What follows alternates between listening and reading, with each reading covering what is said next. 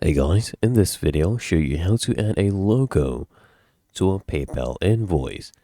First thing I want you to do, if you don't have an invoice already, you can come here and create one. So you click here on create an invoice, and then what you want to do, you'll see right here more actions, right?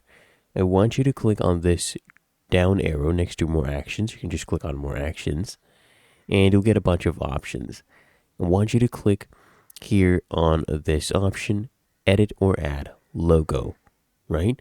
So tap on this one and you can add your logo. Of course, you can come here and choose edit business information and you can add logo from here as well.